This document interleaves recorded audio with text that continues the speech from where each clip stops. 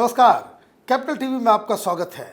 Ukraine और रूस के बीच युद्ध होगा या नहीं होगा, और अमेरिका और तमाम वेस्टर्न कंट्रीज इस युद्ध में इतना बढ़ चढ़कर क्यों हिस्सेदारी कर रहे हैं, और निगोशिएशंस भी चल रहे हैं, ट्रुप्स भी बॉर्डर के पास खड़े हैं, और मीडिया कह रही है कोई थर्ड वर्ल्ड वॉर होने वाला है। सवाल ये है कि ये लड़ाई किस बात की है, बेसिक इश्यूज क्या है, क्या युद्ध होने वाला है भी, या फिर बातचीत के जरिए इन मसलों को सुलझाया जा सकता है। ये तमाम ऐसे सवाल हैं, और इस युद्ध की आखिर वजह क्या है, इन सवालों को जानना ज़रूरी है। इसलिए हमने सोचा कि इस पूरे विवाद के ऊपर उसकी पूरी हकीकत को समझने के लिए हमारे साथ जनरल एसपी सिन्हा साहब हैं। सर, आपका कैपिटल टीवी बहुत बहुत स्वागत है। क्या मसला है सर ये? देखिए, मसला है विश्वसनीयता का, मसला है नीयत का, मसला है विश्वासहीनता का। रूस अमेरिका और नाटो पे विश्वास नहीं करता है, नाटो और यूएसए रूस पे विश्वास नहीं करता है, और यूक्रेन जो है वो बलि का बकरा बन रहा है। पहली बात मैं बता दूं, पहले दर्शकों को एक छोटा सा मैं आइडिया दे दूं। यूक्रेन दरअसल पहले यूएसएसआर का ही हिस्सा हुआ करता था, और उसकी जो लोकेशन है वो बुल्गारिया, मंडोविया, फिर ब्लैक सी, और एक तरफ रूस। चूँकि ये पहले यूएसएसआर का हिस्सा था, 1991 में ये अलग हुआ, बीच में एक लड़ाई भी हुई, क्रीमिया के ऊपर हमला भी हो गया, कुछ ज़मीन भी उसने हड़प ली। अब मसला यूँ आ रहा है कि वो अमेरिका के साथ नाटो में शामिल होना चाहता है, और उससे ये विवाद ऊपर उठा है। एम आई राइट? एकदम। मनीष, जैसा आपने कहा कि 1991 में यूएसएसआर ब्रेक किया, कई टुकड़े हुए, तो यूक्रेन भी इंडिपेंडेंट हुआ, सॉवरेन स्टेट बना। ये रूस को पसंद नहीं आया, और पुतिन एक बहुत ही महत्वाकांक्षी नेता हैं। वो चाहते हैं, जैसे हम अखंड भारत की बात करते हैं, वो अखंड रूस की कल्पना करते हैं कि जितना हमारा पूरा भौगोलिक क्षेत्र था हमारे पास वापस आए। वैसे वामपंथियों का ये पुराना स्टाइल है, जहाँ पे वो जहाँ भी वो कम्युनिस्ट वायरस होता है वो लैंड ग्रैबर्स होते हैं। तो उनकी दृष्टि, रूस की दृष्टि तो लगी हुई है यूक्रेन पे, ये सच है। अमेरिका इस बात को समझता है। हालांकि जब यूक्रेन इंडिपेंडेंट हुआ, सॉवरेन स्टेट बना, तो रूस ने संधि की यूक्रेन के साथ कि हम आपके भौगोलिक क्षेत्र का सम्मान करेंगे और ऐसी कुछ कार्रवाई नहीं करेंगे जिसके आपके सॉवरेनिटी को फ़र्क पड़े, उसको बुरा प्रभाव पड़े। उसके बावजूद रूस ने अपना प्रो रशियन सपोर्टर, जो उस प्रेसिडेंट थे विक्टर यानुकोविच, वो प्रेसिडेंट थे यूक्रेन के, तो वो रूस की भाषा बोलते थे। तो लेकिन यूक्रेन के अंदर विद्रोह हुआ, महाविद्रोह हुआ, और प्रेसिडेंट विक्टर को रिज़ाइन करके जाना पड़ा। ये पसंद नहीं आया रूस को। मतलब जनता वहाँ रूस के साथ नहीं है, जनता उसके रूस के साथ नहीं है। और प्रेसिडेंट विक्टर यानुकोविच के जाने के बाद रूस ने यूक्रेन पे चढ़ाई कर दी और क्रीमियन पेनिनसुला को ज़बरदस्ती अपने में मिला लिया। तो ये तो संधि का इंसल्ट हुआ है। ये यूक्रेन न भूला है, न नाटो देश भूले हैं। अब आते हैं कि समस्या क्या है, की इश्यूज़ क्या है। की इश्यूज़ है कि रूस कहता है कि यूक्रेन नाटो का मेंबर सदस्य न बने।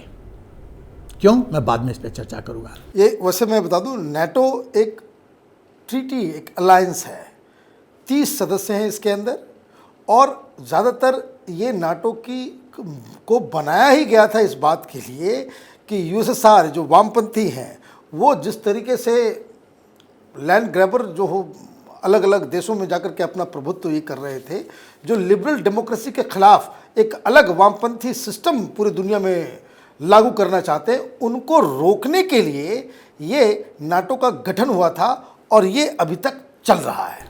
नाटो का फुल फॉर्म है नॉर्थ अटलांटिक ट्रीटी ऑर्गेनाइजेशन। इसमें जैसा आपने कहा 30 देश का समूह है। इस समूह का उद्देश्य क्या है, मकसद क्या है? देखिए, जब एक उंगली की उंगली होती है लेकिन पांचों उंगली एक मुट्ठी होती है, तो मुट्ठी में शक्ति ज़्यादा होती है। तो ये कलेक्टिव डिफेंस का प्रिंसिपल है कि हम लोग एक साथ मिलके और कलेक्टिव चैलेंज को एक्सेप्ट करें और चैलेंज दें विदेशी अपने दुश्मनों ताकतों को। तो जब 30 देश, और इसमें आर्टिकल 5 जो है वो कहता है नाटो का कि किसी भी मेंबर देश पे यदि चढ़ाई होती है तो समझा जाएगा कि हम पर भी चढ़ाई हुआ है। तो एक पे चढ़ाई हुई तो 29 देश बोलेंगे हम पर भी चढ़ाई तो हम पे भी चढ़ाई हो गई, और यही अलायंस में यूक्रेन शामिल होना चाहता है और अमेरिका और बाकी लोग इस अलायंस में यूक्रेन को शामिल करने के लिए तैयार हैं, और यही रूस को खल रहा है। तो अभी जो समस्या है कि रूस नहीं चाहता है कि नाटो का सदस्य बने यूक्रेन, क्योंकि यूक्रेन सदस्य बन गया तो उसके पास तो कवच आ जाएगा, फिर कवच को तो भेद नहीं पाएगा रूस। दूसरा है कि जो जितने ट्रुप्स डिप्लॉयमेंट हुए हैं नाटो के द्वारा वो वापस जाएं, जो जितना आगे बढ़े हैं टुवर्ड्स यूक्रेन। क्यों आगे वो आए इसलिए क्योंकि नाटो ये समझ रहा है कि निकटतम भविष्य में कभी भी, जैसे क्रीमिया को रूस ने कैप्चर किया है उसी तरह से यूक्रेन को भी वो निकल जाएगा, क्योंकि यूक्रेन को निकल जाएगा तो वो यूरोपियन यूनियन के द्वार तक पहुंचेगा। और यूरोपियन यूनियन और नाटो जानते हैं कि यदि यूक्रेन चला गया रूस में तो वो हमारे द्वार तक आएगा, तो हमारे द्वार के आने के बदले में हम उसके द्वार तक पहुंच जाएं, हम यूक्रेन को अपने इन्फ्लुएंस में, प्रभाव में ले लें, तो हम अब रूस के द्वार पे पहुंच जाएंगे। मतलब ये समझिए कि अभी एक बफर जोन की तरह यूक्रेन इस्तेमाल हो रहा है, नाटो के लिए भी और रूस के लिए भी।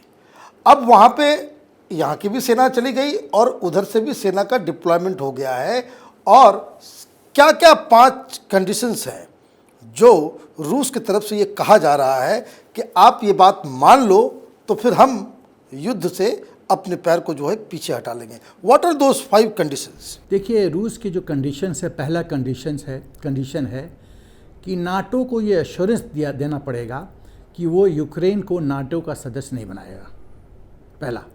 दूसरा कि नाटो अपना जितना मिलिट्री ट्रुप्स का डिप्लॉयमेंट किया है और पूर्वी दिशा में रूस की तरफ, वो उसको वापस ले जाए और स्टॉप कर दे, कोई फॉरवर्ड मूवमेंट ना हो भविष्य में। तीसरा कि नाटो का जो ट्रुप्स का जो रोल बैक प्लान है वो ऐसा हो कि जो प्री 1997 स्टेटस का हो। 1997 के बाद जो भी देश नाटो को ज्वाइन किया है उसके ट्रुप्स आप डिप्लॉय नहीं कर सकते, उसको हमारी तरफ नहीं ला सकते। ये तो ये इस तरह के कंडीशंस जो ये तो चौथा चीज कोई मानेगा ही नहीं। चौथा चीज़, रूस कहता है कि हमको ये वर्बल गारंटी नहीं चाहिए, हमको कानूनी गारंटी चाहिए। तो पांचवा जो एम है पुतिन का कि वो ये यूक्रेन को ग्रैब करके यूरोप में एक नया सुरक्षा का आर्किटेक्चर, एक डिज़ाइन बना के आगे बढ़ना चाहता है, ताकि जो खतरे की घंटी है वो यूरोप में सुनाई पड़े, न कि रूस के अंदर सुनाई। तो अब आते हैं कि रूस का क्या डर है और जैसे नाटो का क्या डर है। रूस का, जैसे मैंने डर कहा कि यदि यूक्रेन नाटो का सदस्य बनता है तो उसको तो कवच कुंटल मिल जाएगा, निकटतम कभी भी भविष्य में रूस यूक्रेन को नहीं दे पाएगा, ये रूस का डर है। दूसरा है कि नाटो के ट्रुप्स उसके दरवाजे पे खड़े होंगे, खतरे की घंटी, वो जब चाहें तो घंटी बजा सकते हैं। और इसमें यह भी खतरा हो सकता है कि जिस तरीके से यूक्रेन नाटो का हिस्सा बन रहा है, और भी जो एक्स यूएसएसआर स्टेट्स जो थे वो भी फिर वो नाटो के छत्र छाया में चले जाएंगे, तो वो तो चारों तरफ से रूस जो है वो घिरते हुए चला जाएगा। एकदम, एक कहावत है ना कि एक फल को रंग बदलते देख के बाकी फल भी रंग बदल देते हैं, तो बाकी जो 13 स्टेट हैं जो रूस से अलग हुए वो भी अपना रंग बदलेंगे कि if Ukraine why not us, तो रूस खतरे में आ जाए। तीसरा चीज़ है जो यूक्रेन आज बफर जोन है, यूरोप और यूएस और इसके बीच में, वो बफर जोन ख़त्म हो जाएगा, तो यूक्रेन को मिलाना रूस में निकटतम भविष्य में असंभव हो जाएगा, ये खतरा है। अब नाटो का क्या डर है? नाटो समझता है और ये अप्रिशिएट करता है कि रूस की जो विस्तारवाद की नीति है उसमें कोई परिवर्तन नहीं है। रूस ने यूक्रेन के साथ जो अंडरस्टैंडिंग था, संधि थी, उसका इंसल्ट करके, अनादर करके रूस ने यूक्रेन पे चढ़ाई की और क्रीमियम पेनिनसुला को ग्रैब कर लिया।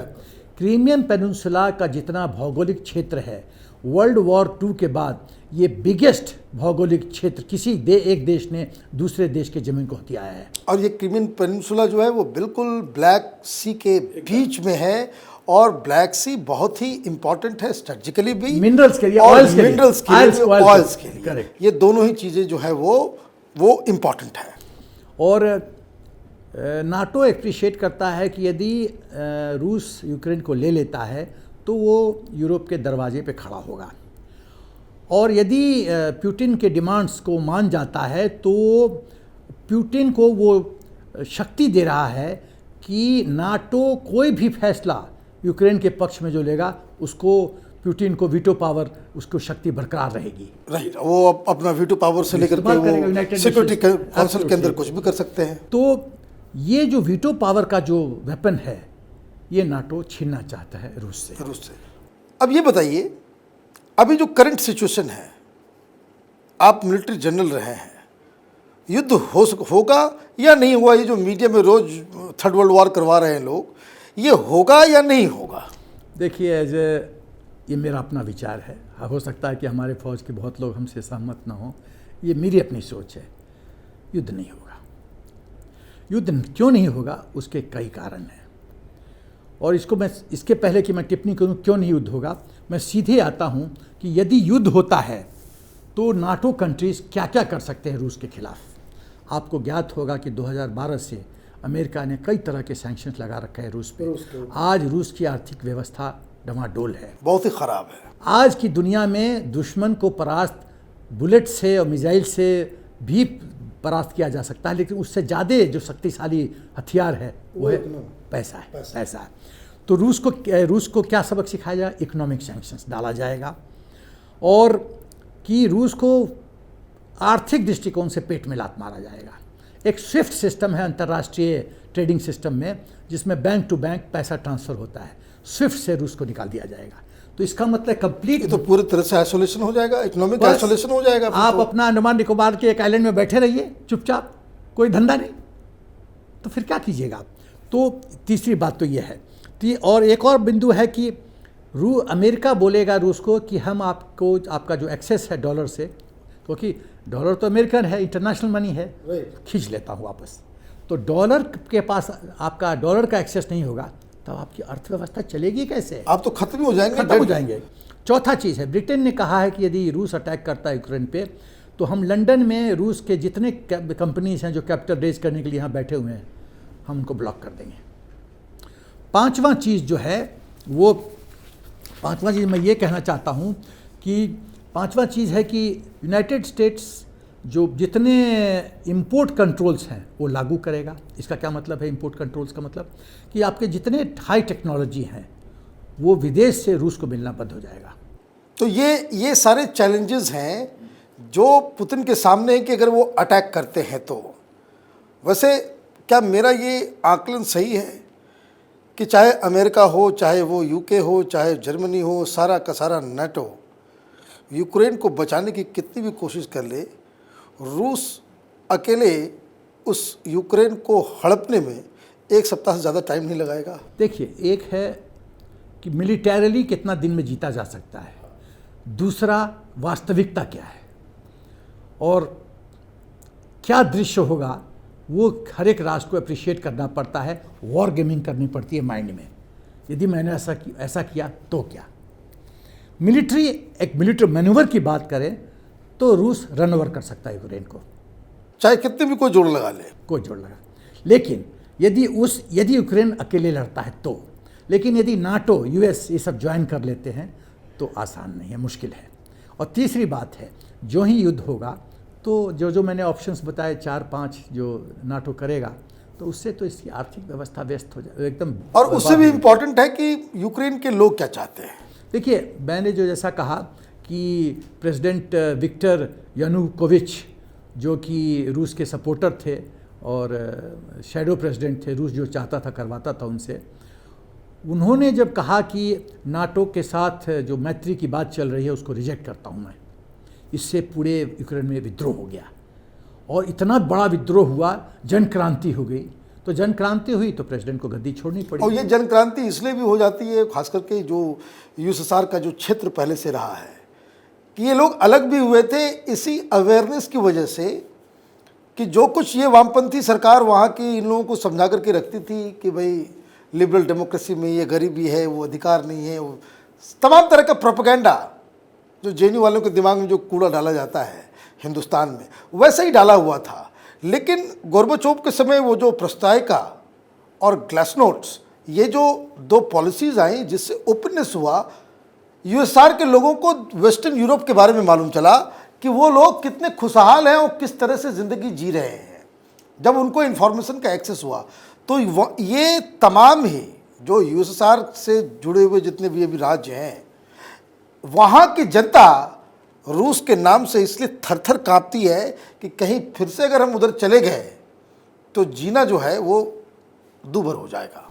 आप देखिए कैपिटलिस्ट सिस्टम का नॉर्थ कोरिया साउथ कोरिया का एग्जांपल देख लीजिए। बिल्कुल, आप देखिए ये सामने है। तो एक लोग एक परिवार से ही जुड़े हुए हैं। Korea, north Korea, south Korea दरअसल एक ही परिवार का ये पूरा हिस्सा है। लेकिन आप नॉर्थ कोरिया में कार नहीं खरीद सकते, पब्लिक ट्रांसपोर्ट के अलावा आप किसी चीज़ पे चल नहीं सकते, सिनेमा क्या देखना है, बच्चे कितने पैदा करना है, बच्चा आपका कौन सा स्कूल में जाएगा, कहाँ। This is called totalitarian state. आप सेकेंड वर्ल्ड वॉर के बाद देखिए जब ईस्ट जर्मनी और वेस्ट जर्मनी की क्या हालत थी, वही। और अब ईस्ट जर्मनी अब देखिए क्या हो गया, बदलाव हो गया। तो ये जो वामपंथी है वो उनका एक अलग तरह का ये है। तो वापस इस मुद्दे पे आते हैं, हिंदुस्तान का क्या रोल है इसमें?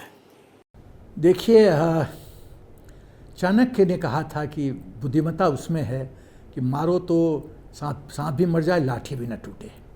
दोनों देश हमारा मित्र देश है, रूस भी हमारा मित्र देश है और यूएस भी 2014 के बाद अमेरिका भी हमारा एक स्ट्रेटजिक पार्टनर बन चुका है और सही माने में कि अंतर्राष्ट्रीय स्तर पे हमको बहुत जगह मदद करता है।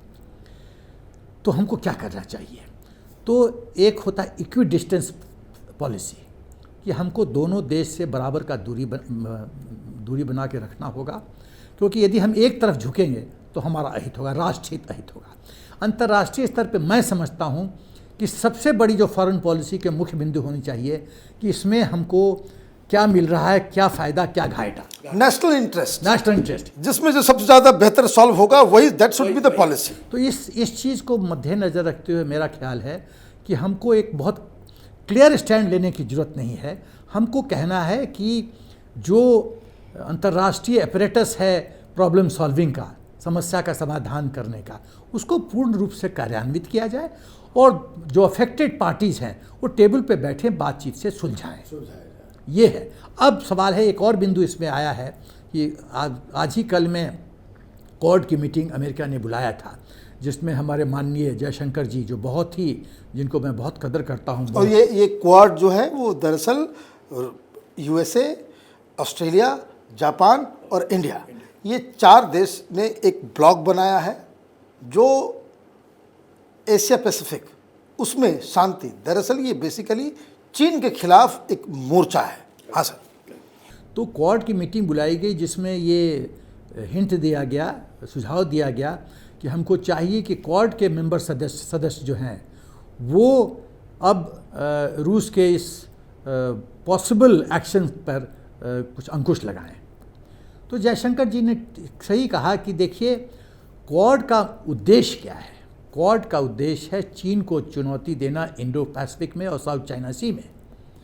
क्वाड का संदेश बहुत व्यापक नहीं हो सकता है, उसका जो रोल है वो लिमिटेड है, और लिमिटेड है चाइना स्पेसिफिक है।